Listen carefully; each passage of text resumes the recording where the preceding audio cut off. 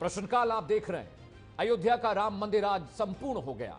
प्राण प्रतिष्ठा के 673 दिनों के बाद प्रधानमंत्री मोदी और आरएसएस प्रमुख मोहन भागवत ने मंदिर के शिखर पर ध्वजारोहण किया।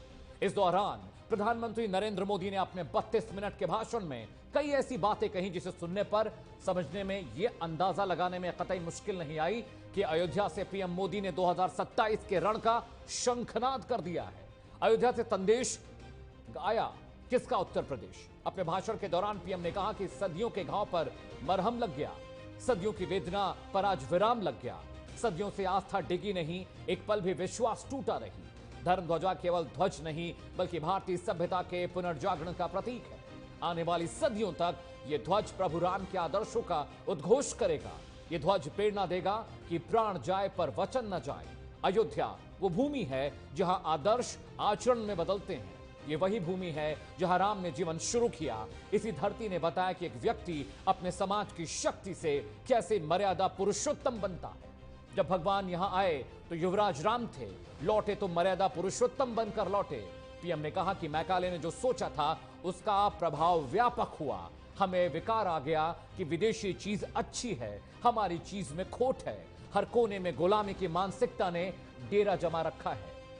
नौसेना के ध्वज पर ऐसे प्रतीक बने थे जिनका हमारी विरासत से कोई ताल्लुक नहीं था। हमने गुलामी के प्रतीकों को हटाया। सबसे पहले पीएम के संबोधन को सुनिए, उनकी बड़ी बातों को सुनिए, फिर उनके कहे गए आशय का यूपी की सियासत में कितना प्रभाव पड़ेगा ये डिस्कस करेंगे। साथियों, ये गुलामी की मानसिकता ही है जिसने इतने वर्षों तक रामत्व को नकारा है। लेकिन गुलामी की मानसिकता इतनी हावी हो गई कि प्रभु राम को भी काल्पनिक घोषित किया जाने लगा। साथियों, अगर हम ठान ले अगले 10 साल में मानसिक गुलामी से पूरी तरह मुक्ति पा लेंगे, अगर भारत को साल 2047 तक विकसित बनाना है, अगर समाज को सामर्थ्यवान बनाना है, तो हमें अपने भीतर राम को जगाना होगा। हमें अपने भीतर के राम की प्राण प्रतिष्ठा करनी होगी। और इस संकल्प के लिए आज से बेहतर दिन और क्या हो सकता है। ये धर्म ध्वज उद्घोष करेगा, सत्यम एक पदम ब्रह्म सत्य धर्म प्रतिष्ठित, अर्थात सत्य ही ब्रह्म का स्वरूप है। सत्य में ही धर्म स्थापित है। ये धर्म ध्वज प्रेरणा बनेगा। प्राण जाए पर वचन न जाही, सदियों के घाव भर रहे हैं। सदियों की वेदना आज विराम पा रही है। सदियों का संकल्प आज सिद्धि को प्राप्त हो रहा है। आज उस यज्ञ की पूर्णाहुति है जिसकी अग्नि 500 वर्ष तक प्रज्वलित रही। तो आपने प्रधानमंत्री नरेंद्र मोदी को सुन लिया। प्रश्नकाल के सवाल सुनना भी बहुत जरूरी है। इसी पर हमारी बहस 1 घंटे लगातार चलने वाली है। सवाल नंबर 1, मैकाले की शिक्षा नीति ने क्या धर्म को कमजोर किया है, जिसका जिक्र प्रधानमंत्री नरेंद्र मोदी ने अयोध्या से किया। आज का सवाल नंबर 2, प्रश्नकाल का सवाल नंबर 2 है कि प्रधानमंत्री मोदी के दिए संदेश के सियासी मायने क्या है। समझने वाले समझ रहे हैं। प्रश्नकाल का सवाल नंबर 3, जिस पर आज चर्चा होगी, 2027 के रण से पहले क्या नया नैरेटिव सेट किया गया है अयोध्या से। सवाल नंबर 4, प्रश्न का सवाल नंबर 4 यह पूछेगा कि राम को काल्पनिक बताने वाली शिक्षा नीति आखिर मुल्क से, देश से कब खत्म होगी। और प्रश्नकाल का सवाल नंबर 5, जिस पर आज हम बड़ी बहस करने जा रहे हैं, सवाल है आज का एजुकेशन सिस्टम कैसे बेहतर बनेगा, जिसका जिक्र प्रधानमंत्री नरेंद्र मोदी लगातार कर रहे हैं। और अब चलिए एक बड़े पैनल के साथ जुड़ने जा रहे हैं। अगले घंटे लगातार अयोध्या के संदेश को डिकोड करने की कोशिश करेंगे। स्वागत कीजिए राघवेंद्र सिंह चौहान जी का, प्रवक्ता है भारतीय जनता पार्टी के। राघवेंद्र जी बहुत बहुत स्वागत है प्रश्नकाल में आपका। रविंद्र सिंह जी मेरे साथ हैं, प्रवक्ता हैं समाजवादी पार्टी के। रविंद्र जी बहुत बहुत स्वागत है प्रश्नकाल में। महेंद्र प्रकाश जी आपको तस्वीर में दिख रहे हैं, कांग्रेस का पक्ष रखेंगे। महेंद्र जी प्रश्नकाल में आपका भी बहुत बहुत स्वागत है। डॉक्टर सुनील कौशिक हैं, वरिष्ठ पत्रकार हैं, चिंतक हैं, आपका भी बहुत बहुत स्वागत है डॉक्टर साहब प्रश्नकाल में। सबसे पहला सवाल मैं बीजेपी के प्रवक्ता से पूछूंगा। राघवेंद्र सिंह जी मेरे साथ हैं। राघवेंद्र जी, ये मौका बहुत धार्मिक था और सवाल यह भी किए गया कि जब मंदिर परिपक्व नहीं हुआ, तैयार नहीं हुआ, तो पूजा अर्चना शुरू कैसे हुई, और उसके बाद ध्वजारोहण किया गया राम मंदिर में। लेकिन प्रधानमंत्री नरेंद्र मोदी ने शिक्षा नीति के बहाने जो नैरेटिव वहां से सेट करने की कोशिश की, 2027 के रण का प्रण उनकी बातों में दिखाई दिया। निशाने पर मैकाले था, शिक्षा नीति थी, लेकिन वो भी पॉलिटिकल पार्टियां थी जो लगातार राम का विरोध करती रही हैं, राम को काल्पनिक बताती रही हैं। मुझे जिक्र करने की जरूरत नहीं कि वो देश की कौन सी पॉलिटिकल पार्टियां हैं जो लगातार प्रभु श्री राम को काल्पनिक कहती रही हैं अपने भाषणों में, अपने नैरेटिव्स में। आपका रिएक्शन राघवेंद्र सिंह जी। जी धन्यवाद सिंह साहब। आज बड़ा ऐतिहासिक दिन है। 500 साल से जो प्रतीक्षित था, जिसकी प्रतीक्षा हम लोग कर रहे थे, वो पूर्ण हुआ। निश्चित तौर से प्रधानमंत्री जी ने मैकाले की जो गुलामी की व्यवस्था थी उसको झलक का दर्द जनता के बीच में जाहिर किया। राइट।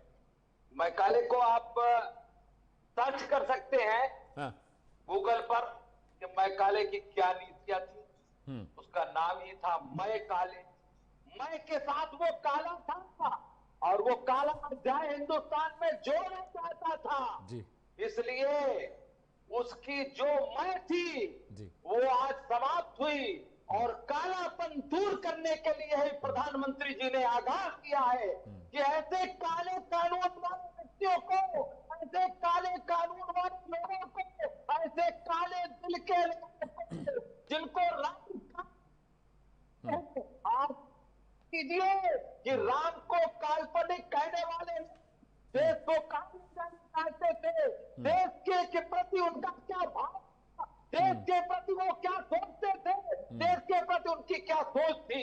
राम हमारे पूजनीय थे, पूजनीय है, पूजनीय रहेंगे और विश्व ने इसको माना है और विश्व पटल पर ये आ चुका है कि प्रधानमंत्री की जो आज भावनाएं प्रधानमंत्री ने जो व्यक्त की, उसमें ये काले लोग निकल कर बात गए जो कहते हैं कि हमको गाय के गोबर से या गाय की गौशाला से बदबू आती है।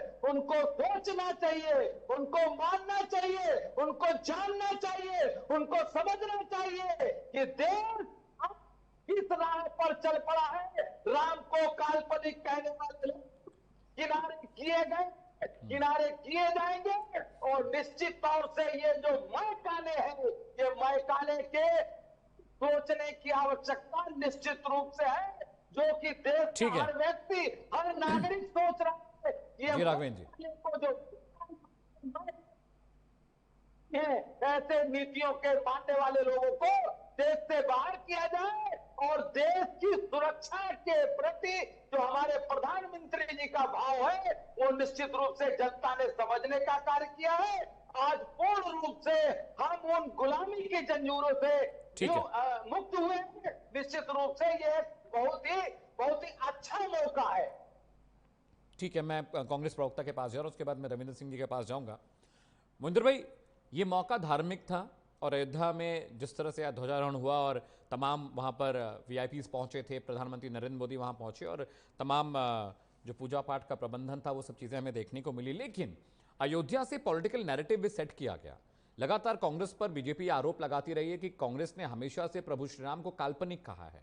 कुछ और पॉलिटिकल पार्टियां देश में जिन्होंने राम को काल्पनिक कहा और इसको लेकर लगातार एक लंबी बहस छिड़ी रही। राम मंदिर के बनने से लेकर जब प्रभु श्री राम एक टेंट के अंदर थे, फिर प्रभु श्री राम का इतना भव्य मंदिर बना, तो अयोध्या को लेकर, प्रभु श्री राम को लेकर, रामायण को लेकर बहुत सारी ऐसी टिप्पणियां कांग्रेसी नेताओं ने की, जिसके बाद कई बार कांग्रेस को बगले झांकने पड़ा और कई बार मजबूर भी होना पड़ा और ये बोलना भी पड़ा कि नहीं, उस नेता के बयान से उनका कोई ताल्लुक, कोई सरोकार नहीं है।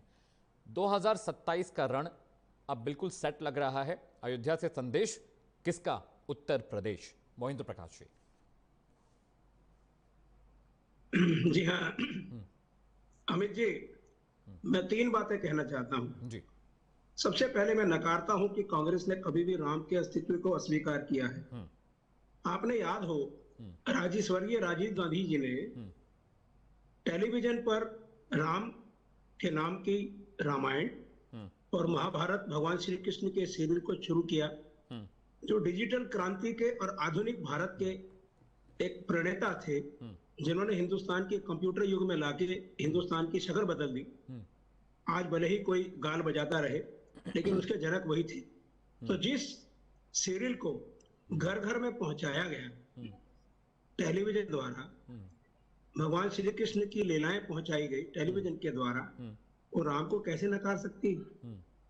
ये बीजेपी का एक दुष्प्रचार है, जो जबरदस्ती किसी कोने में कही गई किसी बातों को वो पूरी कांग्रेस पार्टी के ऊपर लिपापोती कर देती। खैर, हमें इस चीज से कोई लेन देन नहीं, भगवान राम श्री राम जानते हैं। और आप थोड़ा याद कीजिए 2024 का जो इलेक्शन हुआ, उसमें यूपी में भगवान राम के लिए इन्होंने प्रचार के रूप में क्या क्या नहीं किया। अधूरे मंदिर का निर्माण, अधूरे मंदिर का उद्घाटन, राष्ट्रपति जी को बुलाने के बावजूद भी उनको ना आने के लिए कहना, शंकराचार्यों के साथ दुर्व्यवहार करना और जबरदस्ती अकेले प्रधानमंत्री का एक महिमा मंडल करना, वो हमने सबने देखा। उसके बावजूद जो मैं बात कहना चाहता हूँ अब आती है, उसके बावजूद अयोध्या के लोगों ने नकार दिया बीजेपी को, वहां का एमपी जीता।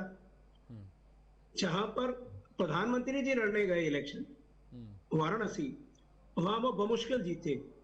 उत्तर प्रदेश भगवान राम की नगरी, अयोध्या नगरी के साथ है, प्रधानमंत्री देश में बैठे थे, केंद्र में सरकार बीजेपी की, राज्य में सरकार बीजेपी की, प्रधानमंत्री को जीतना मुश्किल हो गया।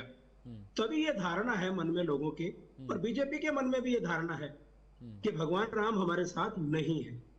इसीलिए जब भी इलेक्शन होता है ये पैसे बांटते हैं।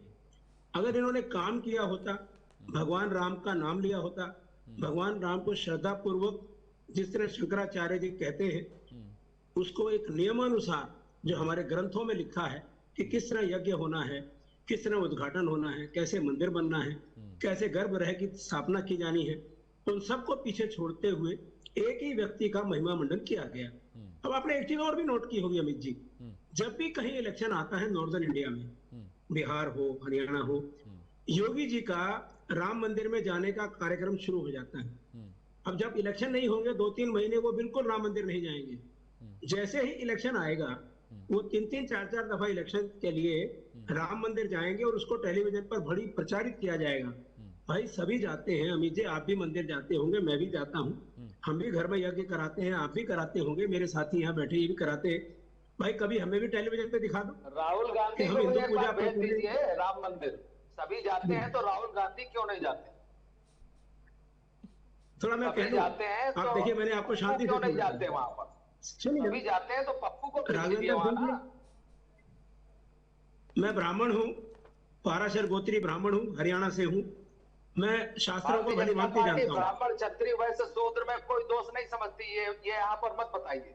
ब्राह्मण है या क्षत्रिय है, वैश्य है, शूद्र है, ये डिबेट चल रही है यहाँ पर, जातीय संघर्ष की बात नहीं हो रही। ब्राह्मण है तो अच्छी बात है। ठीक है, देखिए मोहिंद्र प्रकाश जी, राहुल गांधी अभी तक गए नहीं राम मंदिर, राहुल गांधी पहुंचे नहीं, मतलब बात तो सही कह रहे हैं। टेलीविजन पे इनके प्रधानमंत्री को दिखाया है, थोड़ी देर तो हमें बोल लेने दीजिए सर। उन्होंने कहा ना, तो मैंने कहा राहुल गांधी जी अभी तक राम मंदिर में क्यों नहीं गए, राहुल इसीलिए मैंने पूछा। उन्होंने कह दिया मैं ब्राह्मण हूँ।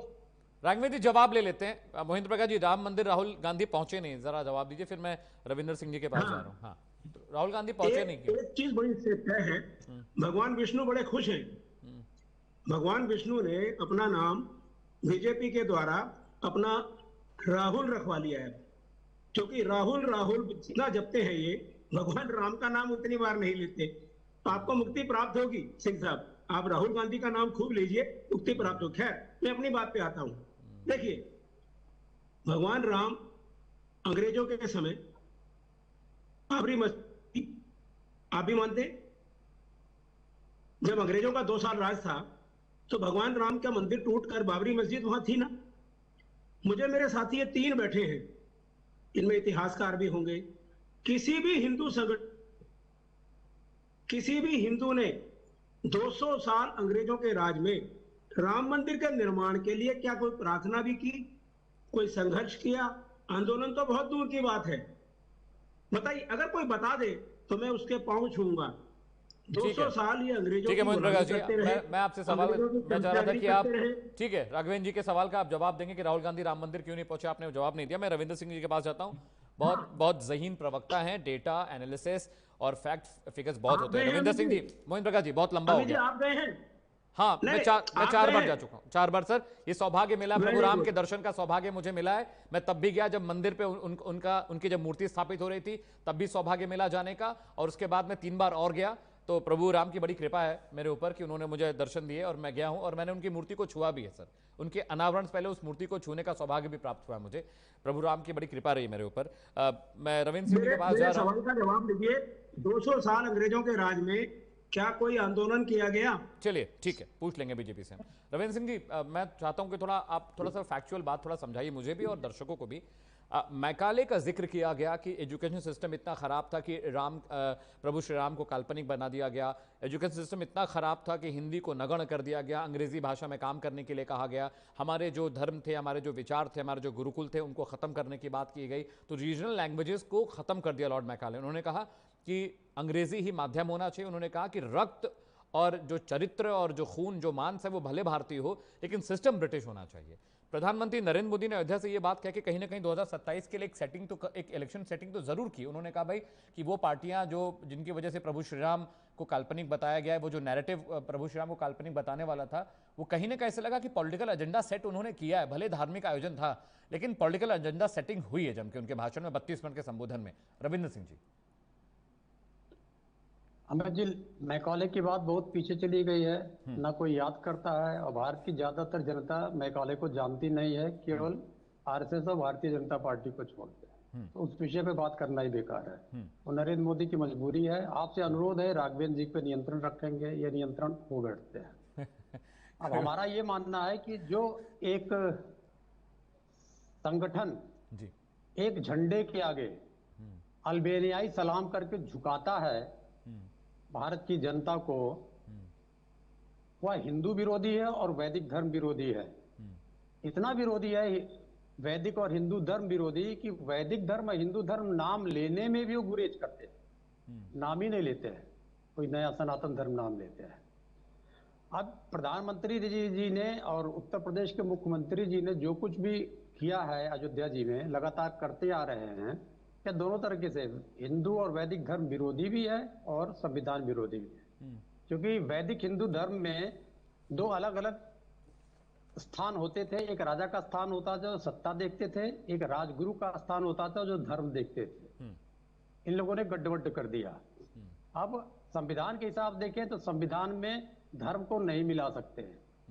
तो ये धर्म विरोधी भी है, संविधान विरोधी भी है।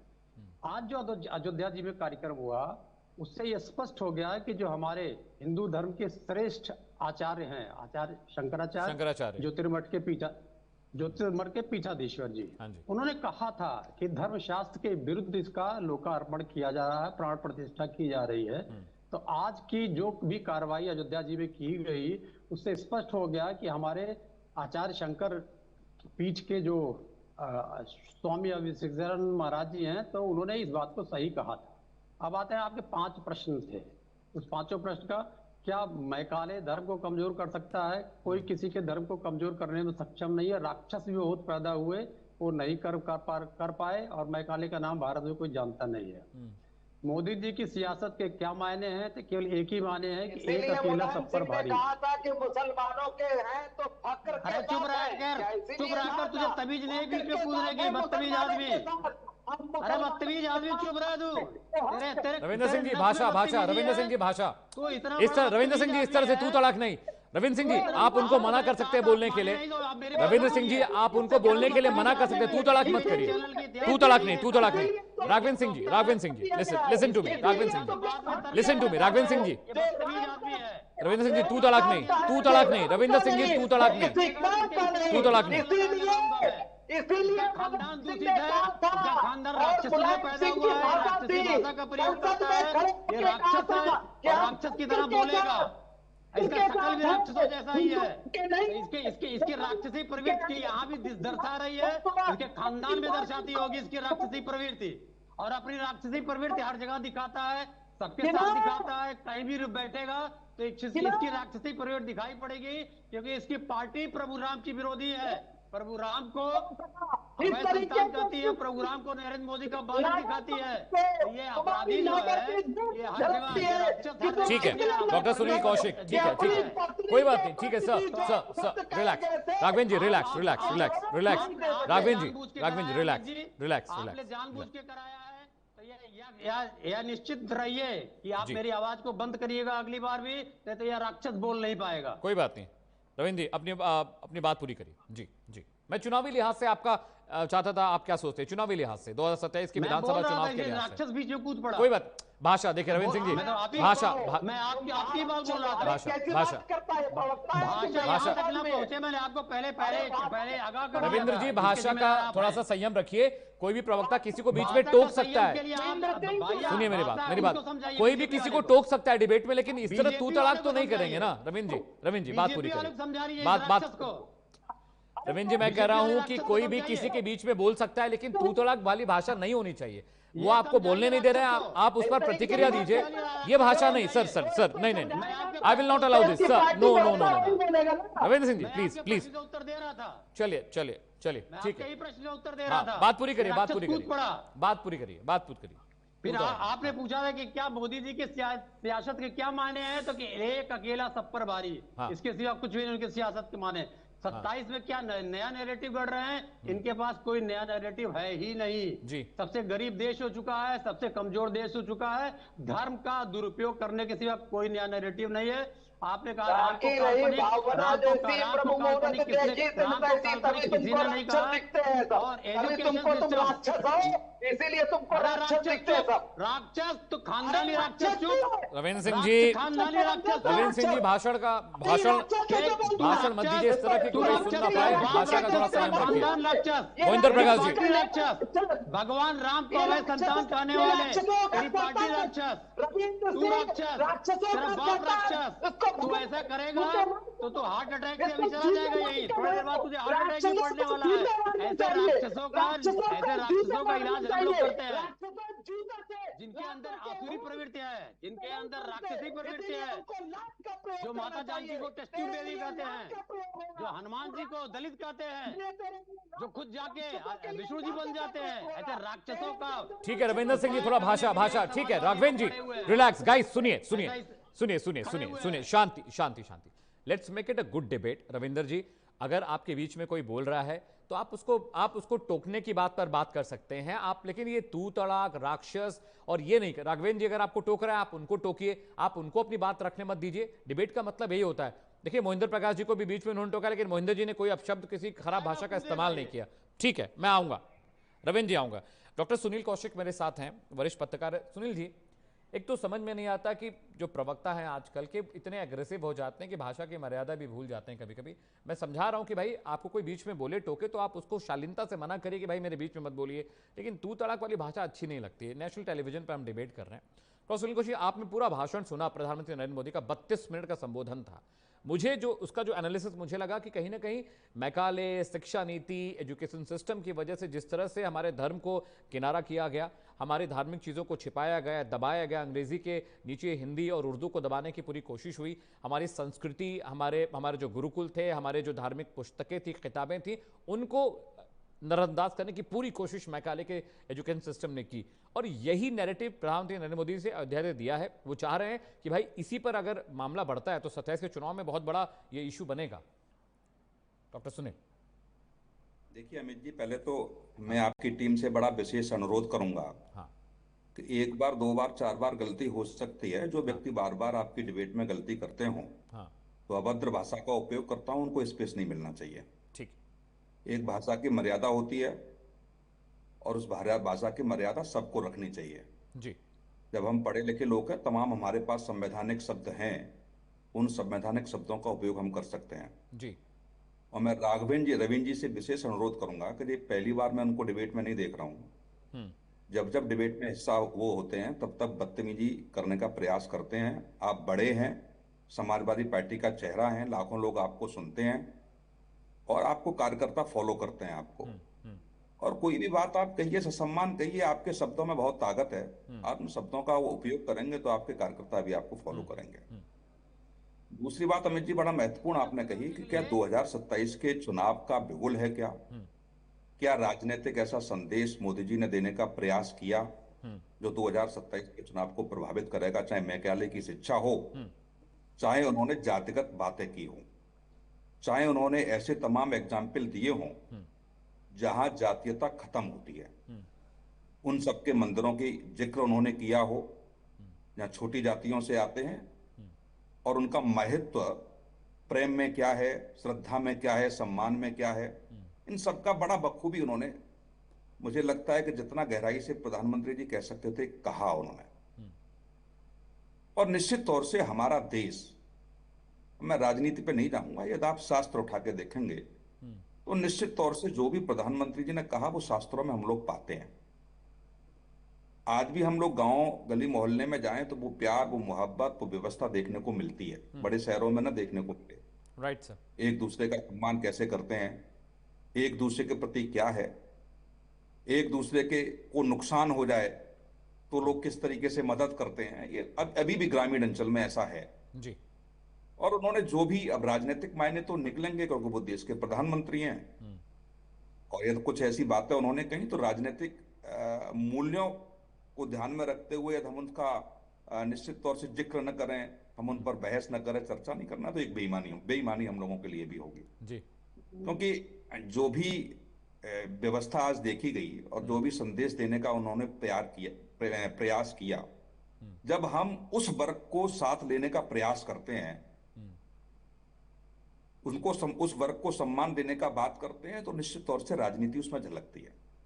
आपने देखा होगा कि एक जाति के लोगों के जब उन्होंने पैर धोए थे तब भी बड़ी राजनीति हुई थी। जब संसद भवन बना तो मजदूरों से वो मिले तब भी एक राजनीति हुई थी। और ये हम लोग भूल भी जाते हैं कि जिसने हमारा घर बनाया है, तो मैं तो गांव से आता हूं तो इसलिए मुझे पता है कि जिसने घर बनाया वो विशेष जाति के लोग होते थे, लेकिन प्यार भी बड़ा झलकता था कि टाइम से खाना खाया कि नहीं खाया। दादा दादी कहते थे कि इनको खिलाते पिलाते रहिएगा, बीच बीच में चाय देते रहिएगा, नहीं ये कमजोर कराइएगा। यस, हाँ, तो इनका ध्यान विशेष तौर से रखना है। तो वो एक विश्वास था और उनको ध्यान रखने का तरीका था, और वो राजनीति में होना भी चाहिए। चाहे मेरा एक वोट बैंक हो, चाहे किसी दलित समाज के एक दूर दराज व्यक्ति बैठा हुआ है उसका एक वोट बैंक हो, ताकत तो दोनों के बराबर है। और इस देश में एक वोट से केंद्र की सरकार जा सकती है। तो ये समझना चाहिए राजनीतिक दलों को कि एक वोट का बहुत महत्व है। कई चीजें हम देखते हैं, बिहार के चुनाव में हमने देखा, अभी कोई 80 वोट से हार गया, कोई 30 वोट से हार गया, कोई 20 वोट से हार गया। अब वो हार तो हार है, जीत तो जीत है। वो 20 वोट से जीता है, उसकी खुशी आप देखिए, और जो 20 वोट से हारा है उसकी आप स्थिति आप देखिए कि वो एक हफ्ते भी होश में नहीं आया। वो कह रहा है 20 वोट काश मुझे मिल गए होते तो मैं सदन का सदस्य होता। वो उस 20 वोट को धन्यवाद देता है जो मुझे मिल गए। तो ये हर एक वोट की महत्ता है, और ये राजनीतिक दलों को समझना पड़ेगा कि कोई छोटा बड़ा नहीं है, कोई जाति धर्म नहीं है। यदि आप उसको वोट बैंक को मानेंगे तो मानेंगे। समाजवादी पार्टी पीडीए की बात करती है तो क्या सिर्फ पीडीए के वोट देते हैं क्या ब्राह्मण ठाकुर वोट नहीं देते उनको, या उनके यहाँ पदाधिकारी नहीं है क्या भाजपा ब्राह्मण ठाकुरों की पार्टी मानी जाती है, क्या उनको वोट नहीं देते क्या? तो ये सब समझना पड़ेगा उनको कि अब ये सब सीमाएं टूट गई हैं। अब समाजवादी पार्टी के लिए एमवाई फैक्टर हो सकता है, लेकिन एमवाई फैक्टर से बहुत आगे निकल गया। 2024 के लोकसभा का रिजल्ट ये बताता है कि समाजवादी पार्टी की सीमाएं जो तय की गई थी वो बहुत आगे निकल गई हैं। यदि इस व्यवस्था को वो बनाए रखते, जिसने समर्थन किया वो केवल पीडीए के लोग नहीं हो सकते।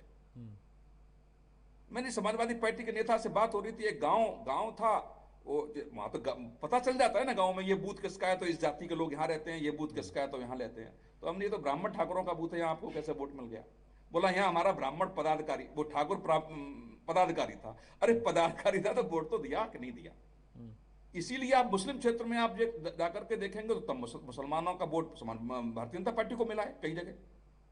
तो इन सब चीजों को मुझे लगता है प्रधानमंत्री ने जिस समावेश में कहा, और एक अभिभावक के रूप में इस देश के लिए राजनीतिक मायने हो सकते हैं उसके, लेकिन इस परंपरा को अब तो 20वीं सदी 21वीं सदी में हम आ गए हैं, खत्म करना पड़ेगा। डॉक्टर कौशिक, मैं माफी चाहता हूं, मुझे ब्रेक के लिए जाना है, मैं ब्रेक के बाद आऊंगा तो I give you chance to speak sir. Raghavendra ji आप भी मेरे साथ बने रहिए। महेंद्र जी, जिस तरह की बात डॉक्टर सुनील कौशिक भी बता रहे हैं, समाजवादी पार्टी के प्रवक्ता ने भी कही और बीजेपी ने भी कही, किस तरह से आने वाले वक्त में 2027 का विधानसभा चुनाव, बहुत वक्त नहीं बचा, एक साल बस बचा हुआ देखा जाए मोटा मोटा तो अब कांग्रेस की स्ट्रैटेजी क्या रहने वाली? क्योंकि बीजेपी ने अभी से एजेंडा सेटिंग करनी शुरू कर दी है।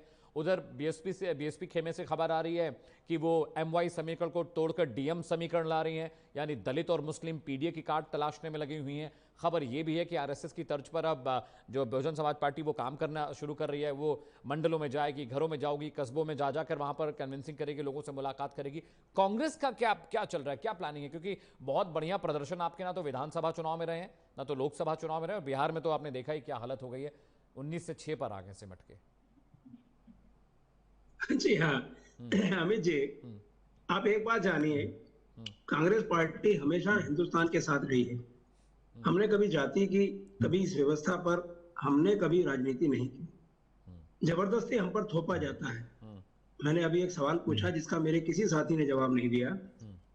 राजनीति की बात छोड़कर अगर आप अंग्रेजों के राज की बात करो, राजा राम मोहन राय ने सती प्रथा को खत्म कराया था।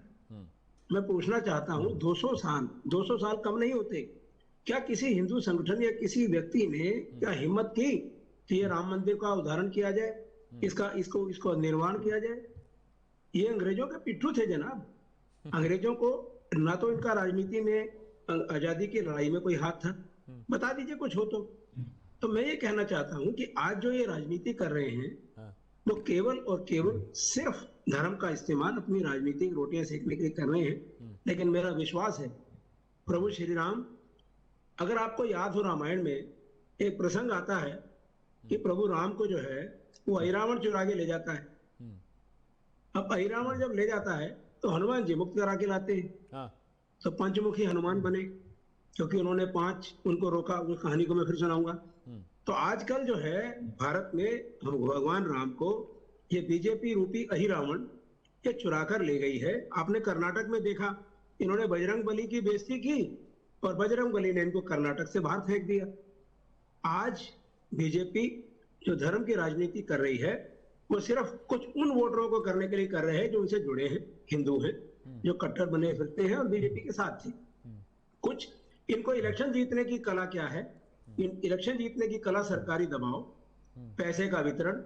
मैं आपसे छोटी सी बात पूछता हूँ अमित जी, 5 साल से सरकार थी, आखिरी महीने में आकर 10,000 रुपए बांटे गए और इलेक्शन ऑफिस से पूछ के थक गए हम लोग कि भाई इलेक्शन की डेट, मैं एक सेकंड, डेट अनाउंस होने के बाद भी 10,000 खाते में कैसे आदमी वोट डालने जा रहा है, वहां से ओटीपी मैसेज आता है कि 10,000 महेंद्र प्रकाश जी, मेरा बस एक ही कहना है कि जिसके खाते में पैसे गए उसको भी तो पता होगा कि बीजेपी ने वोट करने के लिए घूस दी है।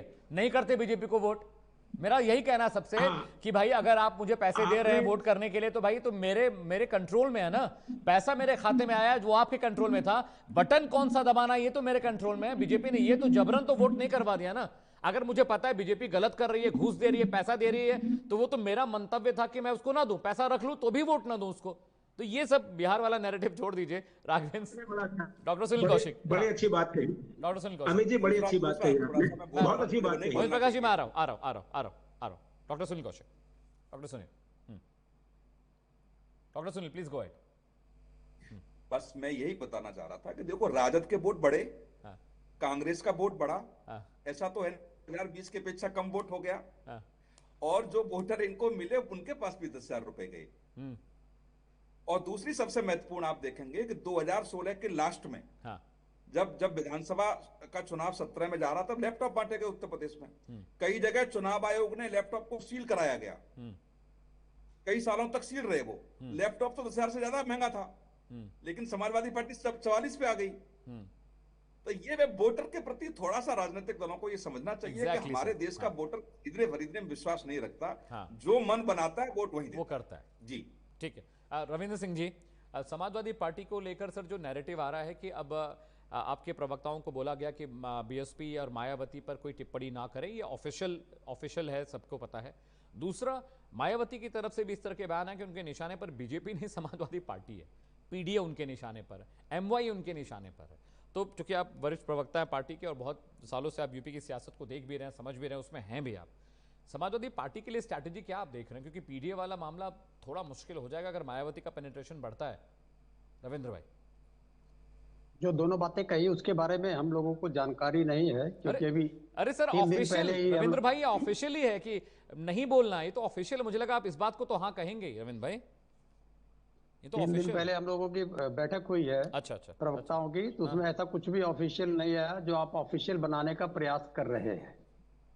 अब आते हैं, मत जाइए इसमें, इनका हम बताते हैं। कल आपकी पार्टी के प्रवक्ता मेरे डिबेट में बैठे हुए थे, उनसे भी मैंने सवाल पूछा तो उन्होंने क्या कहा कि मायावती दलितों की बहुत बड़ी नेता हैं, दलित सबको वोट करते हैं, मायावती एक सधी हुई पॉलिटिशियन है, उनको और अच्छे से काम करना चाहिए, उनको और ज़्यादा रैलियां, ज़्यादा प्रमंडलों में घूमना चाहिए। आपके प्रवक्ता के मुंह से तो सुनकर ऐसा ही लग रहा था कि भाई यही कहा गया है कि कुछ नेगेटिव नहीं बोलना है। वही प्रवक्ता 1 महीने पहले मायावती के बारे में अपना नैरेटिव गढ़ रहे थे, बीजेपी की बी टीम उनको बता रहे थे, कल उन्होंने ऐसा नहीं कहा।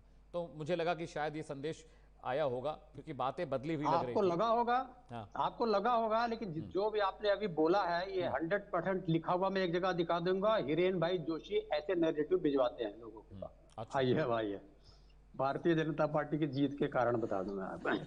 भारतीय जनता पार्टी के जीत का सबसे बड़ा कारण नरेंद्र मोदी जब सीएम थे, मैं आपसे फिर अनुरोध कर रहा हूँ, भारतीय जनता पार्टी प्रवक्ता को रोक लीजिएगा, नहीं तो आपको फिर से मेरी आवाज को कमजोर करना पड़ेगा। वो आवाज आपकी कमजोर नहीं, स्ट्रेटेजी। बस भाषा थोड़ा सा रखिए संयम। वो बीच में आपको कमजोर टोकेंगे करते हैं रविंद्र आप भाई, ना। वो आपकी- टोकेंगे तो आप भी उनको टोकिए, आप भी उनसे बहस करिए, आप भी उनसे बात करिए, लेकिन लड़ाई नहीं करनी है। बोलेंगे आप किसी को तो क्या कहेगा? आप कोई ये बदतमीज है ना, ये बदतमीज है। फिर आप शुरू, रविंद्र भाई फिर आप शुरू हो गए। देखिए पर्सनल एजेंडा नहीं, पर्सनल एजेंडा नहीं रविंद्र भाई, आप भी उनको बोलिए। उन्होंने आपको बदतमीज नहीं कहा, उन्होंने आपको बदतमीज नहीं कहा। ये पर्सनल एजेंडा, पर्सनल खुन्नस मत निकालिए डिबेट में, मेरी व्यक्तिगत खुन्नस मत निकालिए मेरी डिबेट में आप लोग। ठीक है रविंद्र जी बोलिए, रविंद्र जी बोलिए, धैर्य से सुन ले। मैंने सुना था। हाँ ठीक है बोलिए। अब जो 3 कारण है उनके, एक तो मतदाता सूची जब सीएम थे, ठीक है राघवेंद्र जी सुन लो, Raghavendra ji just listen to Raghavendra ji, I come to you. जैसे आप मेरी आवाज म्यूट करते हैं, इस राक्षस की आवाज म्यूट कर दीजिए। आप किसी की आवाज म्यूट नहीं करते हैं हम सर। कर दीजिए। फिर रविंद्र जी भाषा ठीक रखिए अपनी, रविंद्र जी अपनी भाषा ठीक रखिए, वो आपको राक्षस नहीं कह रहे। अच्छा राघवेंद्र भाई सुनिए, राघवेंद्र भाई 1 मिनट, राघवेंद्र भाई मेरी बात मान लीजिए, मेरी बात मान लीजिए, उनको बात पूरी करने दीजिए उनको।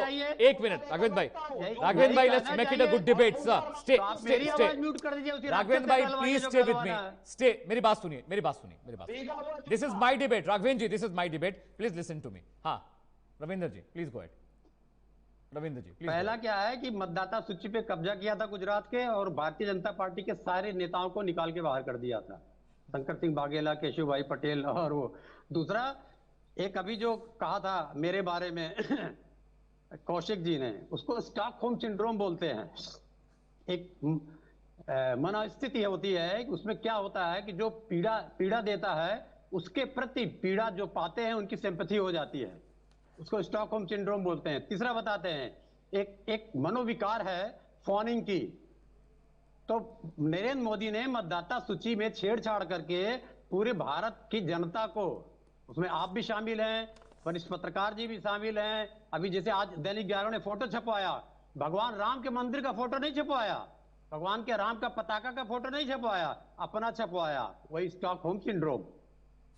ठीक है। फिर ये फॉनिंग, जब फॉनिंग में एक चापलूसी की प्रवृत्ति होती है, जब आदमी बहुत डर जाता है तो चापलूसी करके कुछ पाना चाहता है। जैसे भारत के कुछ मीडिया हाउसेस ऐसे हो चुके हैं, कुछ प्रवक्ता ऐसे हो चुके हैं, कुछ पत्रकार ऐसे हो चुके हैं। तो ये नरेंद्र मोदी का जीत का कारण है। ऐसा रावण ने भी किया था, जिस दशा को प्राप्त हुआ था, हिटलर ने भी किया था, जिस दशा को प्राप्त हुआ था, मुसोलिनी ने भी किया था, तोजो ने भी किया था। तो दक्षिणपंथी राजनीति कभी विश्व में नहीं चली है, केवल समाजवादी पार्टी ही राजनीति ही विश्व में चल सकती है। रविंद्र जी, और एक और सिंड्रोम है, एक और सिंड्रोम है, उसको बोलते हैं हेट सिंड्रोम।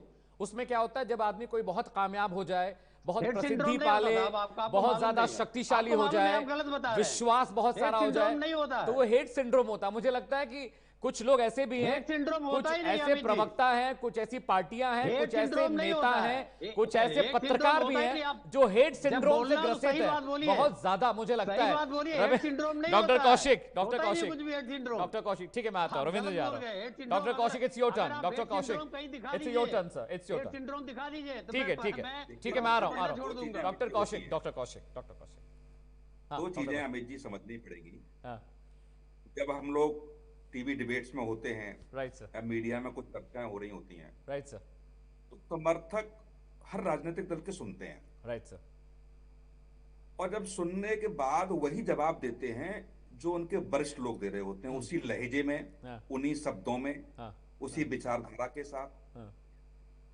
तो जब गांव मोहल्ले में या पान की दुकान, चाय की दुकान पे आप देखेंगे, जब भाजपा का कार्यकर्ता जब दूसरी पार्टी के कार्यकर्ताओं को वोटिंग करता है, कहता है या अपनी चीजें गिनाता है, तो फिर वो उसी तरीके से जवाब देते हैं जैसे यहाँ लोग सुनते हैं टीवी डिबेट। मैं बार बार यही कहता हूं कि ये प्लेटफॉर्म ऐसा है कि जितने तीखे सवाल आपसे किए जाएं, उसी हिसाब से और तीखे संवैधानिक शब्दों में आप जवाब भी दिए जाएं, क्योंकि आपको सुन के आपका कार्यकर्ता भाजपा या अन्य राजनीतिक दलों के कार्यकर्ताओं को जवाब दे सके। एग्जैक्टली।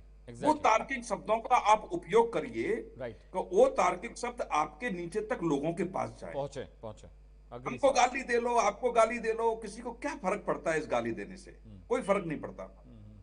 या किसी और को गाली दे लो, वो व्यक्ति फिर क्या करता है कि वो कहता है, मैं जैसे मैं चर्चा करता हूं गली मोहल्ले, जैसे एक इनके प्रवक्ता है, समाजवादी पार्टी के राष्ट्रीय प्रवक्ता है, आजकल सनातन के खिलाफ बहुत बोलते हैं, और मेरे अच्छे दोस्त भी हैं। तो एक बार डिबेट पे तो सुबह ही सुबह मैं उनके यहाँ पहुंच गया, हमने ये चर्चा की, कहा क्या चल रहा है? तो अमित जी आप विश्वास नहीं करेंगे, 1.5 घंटे से पूजा कर रहे थे वो 1.5 घंटे पूजे के बाद निकले वो। तो हमने कहा ये सब क्या है? तो बोला कि वो बोलना पड़ता है, ये सब नहीं चलता है, यदि आप हैं तो हैं हकीकत में, और वही नेता स्वीकार है जो दिखता है और होता है। नेताजी से मैंने एक बात सीखी, मुलायम सिंह जी से बहुत संपर्क मेरा उनसे रहा, खूब घंटों वार्ता, कम से कम मेरे पास 50 बार उनके साथ मैंने खाना खाया होगा। जो थे वो थे, उनमें कुछ था ही नहीं। जो पीछे थे वो आगे थे, उनसे 2-4 बार आगे थे, बिल्कुल ब्लंट थे सर, बिल्कुल और वो जो कहते थे वो कहते थे, उसमें कोई गुंजाइश बचती नहीं थी। जो कहा वो कहा, और जो कमिटमेंट किया वो कमिटमेंट किया आउट ऑफ लिमिट जाकर। सर पत्रकारों को डांट देते थे सर, वो इंटरव्यू के दौरान डांट दिया करते थे कि फालतू सवाल पूछते तुम लोग बैठ के हमसे। नहीं, मैं बता रहा हूँ, मैं उनके आवाज पे था, मुख्यमंत्री जब बने तो सहारा के एक पत्रकार थे, उनको समय दे दिया, और समय दे करके वो भूल गए, वो गाड़ी में निकल दिए, और जब गाड़ी से देखा आप, तो गाड़ी से उतरे, फिर इंटरव्यू देके गए। उन्होंने उस मीटिंग को लेट कीजिए, मैंने उनको यहाँ बुलाया। तो ऐसी चीजें मैंने कई बार उनको देखी, और ये मैं बताना चाहता हूं सब लोगों को, चाहे वो किसी पार्टी के प्रवक्ता हो, आपको सुन के आपका कार्यकर्ता, आपका समर्थक गली मोहल्ले चाय की दुकान पे भी ऐसे ही जवाब देगा जैसे आप देंगे। एग्जैक्टली सर, और उससे यही स्थिति होगी कि रिजल्ट नहीं आएगा। Agree sir. तो कम से कम इतनी संवेदनाएं बनाए रखें कि कम से कम आपसे सुन के आपका कार्यकर्ता सामने वाले कार्यकर्ता का मुंह बंद कर सके। दूसरा, ये सब ठीक है आरोप। दूसरी बात, अभी हमारे प्रकाश जी कह रहे थे कि साहब किसने आंदोलन किया। प्रकाश जी को पता होना चाहिए 1859 में हिंदू मुस्लिम व्यवस्था को लेकर के वहां दंगा हुआ अयोध्या में, तब ताला पड़ा, और आसपास के जनपदों के लोग वहां पहुंचे। आप 200 साल की बात कर रहे हैं। और सबसे महत्वपूर्ण मैं आपको बता दूं, 1989 में 1984 में विश्व हिंदू परिषद ने राम जन्मभूमि संघर्ष समिति की गठन किया। 84 में, आप 200 साल की बात कर रहे हैं। जो चीजें हैं तथ्य, आप उनको स्वीकार कीजिए, करना पड़ेगा आपको। नहीं करेंगे तो फिर आपके लोग कहेंगे कि वही फालतू बातें हो रही हैं जो राहुल गांधी कर रहे हैं। कम से कम आप जैसे लोग यदि अच्छे से बोलेंगे तो हो सकता है कि समर्थक एक संतुष्ट होता है कि चलो प्रकाश जी ने तो सही बात कही, यहां मैं इस बात से सहमत हूं। और दूसरी महत्वपूर्ण, राम के वो हमने कभी नहीं नकारा। कैसे नहीं नकारा? आपने तो सुप्रीम कोर्ट में एफिडेविट दिया, ये पूरा देश जानता है। तो आप ये कैसे कहते कि हमने कभी राम को नहीं नकारा? नकारा है तो नकारा है उसमें, ठीक है, उस समय व्यवस्था थी। लेकिन आप उसको अब कहेंगे, अब ये कहेंगे राहुल गांधी, अमित जी, राहुल गांधी या अखिलेश जी या मायावती, अन्य कोई राजनीतिक नेता या भगवान श्री राम के ये जाकर के दर्शन कराएंगे तो क्या हो जाएगा? लखनऊ से बहुत दूर है क्या? नहीं है ना। लेकिन अब राजनीतिक बात करेंगे तो नहीं जाना चाहिए उनको। महेंद्र प्रकाश जी आप म्यूट पे, महेंद्र प्रकाश जी अनम्यूट करिए, अनम्यूट करिए खुद को। हाँ ठीक है। राजनीतिक मैं ये कह रहा हूं नुकसान होगा तो उनकी जगह मैं आऊंगा तो मैं भी नहीं जाऊंगा। ठीक है, ठीक है। डॉक्टर साहब, डॉक्टर कौशिक, मैं उनसे जवाब ले लूं, मेरे पास सिर्फ 4 मिनट बचे हुए, मुझे बीजेपी के पास भी जाना है। हाँ Prakash ji, Mahendra Prakash ji please go ahead sir. देखिए, आपने बड़ा शुरू किया नैरेटिव सेट करने का। आपको याद होगा कांग्रेस जब तक 2014 थी, 1-1 घंटे 2-2 घंटे का टाइम टेलीविजन पर सबको मिलता था। आज नैरेटिव सेट करने वाले को आप कितनी देर टेलीविजन पर चलाते हैं? राहुल गांधी या कांग्रेस के या किसी विपक्षी नेता के टेलीविजन पर भाषण कितनी देर दिखाए जाते हैं? हम बिल्कुल चलाते हैं। राहुल गांधी का प्रोसिक्यूशन एसआईआर पर हमने चलाया है, सब चला रहे हैं सर। क्या बात कर रहे हैं महेंद्र प्रकाश जी? सब चलाते हैं। आपको तो मैं हाथ जोड़ रहा हूं यार, आप बोलने दीजिए ना। टेलीविजन पर, आपको सरकारी टेलीविजन पर जो आपकी पार्टी की सांसदों की स्थिति विधायक की होती है, उसी हिसाब से आपको समय मिलता है। और ये जो नियम है वो 2014 से नहीं बना मोहन जी, ये आप ही की सरकार ने बनाया। तो आप फिर आप बोलने का हमको समय कम मिल रहा है, आपको ज्यादा समय मिल रहा है। सारा समय आप ही बोलते रहोगे क्या? ठीक है महेंद्र प्रकाश जी, बात पूरी कर लीजिए। राहुल गांधी महेंद्र प्रकाश जी बात पूरी कर लीजिए। Doctor Kaushik just allow him to speak. Mahendra Prakash ji please please please put your point. कमाल कर दिया यार, वरिष्ठ पत्रकार और हमको नहीं बोलने दे रहे आप। बोलिए मैं सवाल बोलिए मैं तो वो चीजें बता रहा हूं जो हो सकता है आपको न पता हो। महेंद्र अपने पॉइंट पे आइए, पॉइंट पे, समय वेस्ट नहीं करते सर, पॉइंट पे आइए सर। ये समय तो हमारा ही। देखिए, मैं फिर आपसे बार बार कह रहा हूं, नैरेटिव सेट करने वाले ऐसा करते हैं। आप वजह पता कीजिए, राहुल गांधी जी की इमेज खराब करने के लिए कितने हजारों करोड़ रुपए इन्होंने खर्च किया है। दूसरी चीज देखिए, भारत की जनता सब जानती है, लेकिन एक गरीबी एक ऐसा भयंकर बीमारी है। आप किसी को पैसे दे दीजिए, रोटी खिला दीजिए, वो बेचारा आपको वोट दे देगा। इतनी भयंकर गरीबी है सर। उस गरीबी के अंदर आप ये समझते हो कि उसके पास अकल होगी? जब भूखे पेट बैठा होता है, बच्चे भूखे बैठे हो, नौकरी नहीं मिल रही हो, वो उसको 10,000 भी मिल जाए, 2,000 भी मिल जाए, वो वोट डाल जाता है। और आप ना भी दे, देखिए 15 लाख से लेकर दिल्ली में 2,500 तक कभी मिले नहीं है, लेकिन अगर ना भी दे तो उस आस में भी वोट दे देता है सर। और इन्होंने बहुत अच्छा कहा सुनील कौशिक ने कि हमारे वोट कम नहीं हुए, कहीं 70 वोट, कहीं 100 वोट, कहीं 50 वोट से हम हार जीत के ऊपर पहुंचे हैं। तो इसमें किस तरह से हेराफेरी की गई है, इसकी जांच कौन करेगा? 1 मिनट बचा है सर। सर मुझे क्लोजिंग कमेंट लेना है। राघवेंद्र जी क्लोजिंग कमेंट, लास्ट 60 सेकंड आपको दे रहा हूं सर, प्लीज। वरिंदर मैं आपके पास भी आऊंगा, मैं 40 सेकंड आपको भी दूंगा। राघवेंद्र जी जल्दी से क्लोजिंग कमेंट। राघवेंद्र जी जल्दी दैहिक दैविक भौतिक क्यों कहा माता जानकी को टेस्ट ट्यूब बीवी क्यों कहा? राज नहीं काहुन व्यापा। यही आज प्रधानमंत्री रविंद्र जी मैं आ रहा हूँ, रविंद्र जी मैं आपके पास आऊंगा, अभी राघवेंद्र जी के पास कहने की कोशिश की है। और रही बात है जाकी रही भावना जैसी, इनकी जो बैठते हैं उनकी भावनाओं में कितना दोष है। ठीक है रविंद्र जी, ठीक है राघवेंद्र जी, डन। हिंदू धर्म विरोधी, ठीक है, ये हिंदू धर्म विरोधी है, ये हमारे वैदिक धर्म विरोधी है। हमारे वैदिक धर्म का विरोध किया है इन्होंने, हमारे हिंदू धर्म ग्रंथों में छेड़छाड़ हो गई, ऐसा करके बोला है। बहुत बहुत शुक्रिया आप सभी लोगों का। Mahendra Prakash ji thank you so much for joining on the show. Raghavendra ji आपका भी बहुत बहुत शुक्रिया। रविंद्र सिंह जी एसपी के प्रवक्ता थे, उनका भी बहुत बहुत शुक्रिया। डॉक्टर सुनील कौशिक वरिष्ठ पत्रकार थे, उनका भी बहुत बहुत शुक्रिया।